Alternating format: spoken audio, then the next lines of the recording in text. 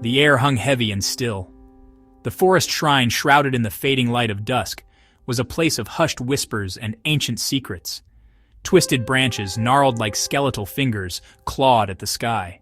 The scent of damp earth and decaying leaves filled the air, thick and cloying. A low mist clung to the ground, swirling around the base of the old trees like restless spirits. The silence was broken only by the rustle of unseen creatures and the distant, mournful cry of a night bird. This was a place where shadows danced and whispered, a place where fear took root and flourished. The path leading to the shrine was overgrown and treacherous. Thorns tore at clothing and skin, a reminder that this sacred ground was not meant for the faint of heart.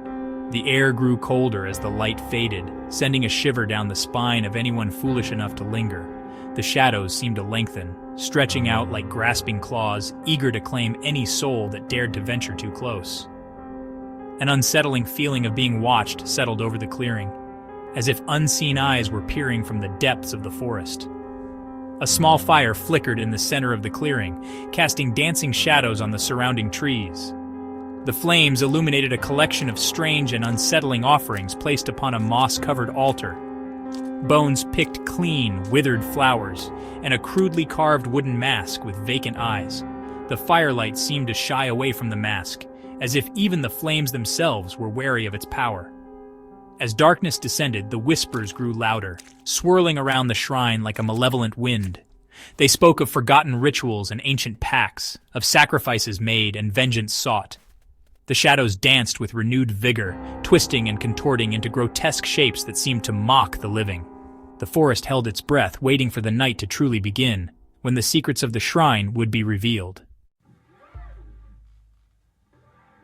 The football field, bathed in the golden glow of the setting sun, was usually a place of laughter and camaraderie.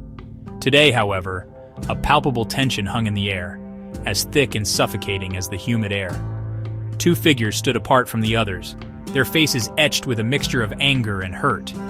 The first boy, Aid, was tall and lean, with skin the color of polished ebony. His usually bright eyes, full of mischief and laughter, were now downcast, his shoulders slumped in defeat. He clutched a worn leather football in his hands, his knuckles white with suppressed emotion. He had always been the leader, the one who rallied the others, but today, he felt lost and alone. Across from him stood Emeka, his brow furrowed in anger. Shorter and stockier than Aid, Emeka possessed a quiet strength that commanded respect. His gaze was fixed on a point somewhere beyond Aid, his jaw clenched tight. The bond of their friendship, forged over countless hours spent playing in the village and sharing secrets, seemed stretched to its breaking point. The silence between them was broken only by the distant shouts of the other boys, their carefree laughter a painful reminder of what they had lost. The sun dipped below the horizon, casting long, ominous shadows across the field. As darkness encroached, so too did the feeling of unease that had settled over them. The familiar comfort of the football field, once a sanctuary, now felt like a battleground. A young woman, a stranger to the village, appeared as if from nowhere. Her beauty was striking, with smooth, dark skin that seemed to shimmer in the sunlight. She moved with an effortless grace, her colorful robes swirling around her like a vibrant flower in the breeze. Her smile was warm and inviting, but her eyes, the color of dark chocolate, held a depth that spoke of ancient knowledge and hidden secrets. The villagers, accustomed to the familiar faces of their small community, watched her with a mixture of curiosity and apprehension. They had heard tales of outsiders, of those who brought with them whispers of magic and danger. Her arrival was an unwelcome disruption to the rhythm of their lives, a ripple in the stillness of their world. She settled on the edge of the village, in a small hut that had stood empty for years. Despite their initial reservations, the villagers found themselves drawn to her. She spoke little of her past, but her words, when she did speak, were filled with a quiet wisdom that resonated within them. She possessed a calmness that seemed to soothe their anxieties, a presence that both intrigued and unsettled them. Children, drawn to her gentle nature, would gather at her feet, listening intently to the stories she wove. She spoke of faraway lands and mythical creatures, of ancient traditions, and the delicate balance between the natural and the supernatural. Her stories, though fantastical, held a ring of truth that sent shivers down their spines. The adults, while wary, couldn't help but feel a sense of fascination with the stranger in their midst. Night had fallen, blanketing the village in an oppressive darkness. The air was thick with the scent of wood smoke and something else, something ancient and unsettling. Aid lay awake in his hut, his mind replaying the events of the day.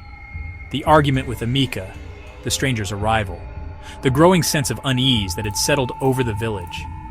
It all swirled together in a maelstrom of confusion and fear. A rustling sound outside his window sent a jolt of fear through him. He sat up, his heart pounding in his chest. He strained to hear over the pounding of his own blood, his eyes scanning the darkness for the source of the sound. The shadows seemed to twist and writhe in the moonlight, taking on menacing shapes that sent shivers down his spine. He slowly rose from his mat, his bare feet padding silently across the dirt floor. He crept towards the window, his hand trembling as he reached for the rough-hewn shutter. He took a deep breath and threw open the shutter, his eyes widening in terror at what he saw. Standing in the shadows, just beyond the reach of the moonlight, was a figure. It was tall and skeletal, its limbs impossibly long and thin. Its head was shrouded in darkness, but Aid could feel its gaze, cold and malevolent, piercing through him. A low growl emanated from the figure, sending a wave of primal terror crashing over him. He stumbled back, his breath catching in his throat, his mind struggling to comprehend the nightmare unfolding before his eyes.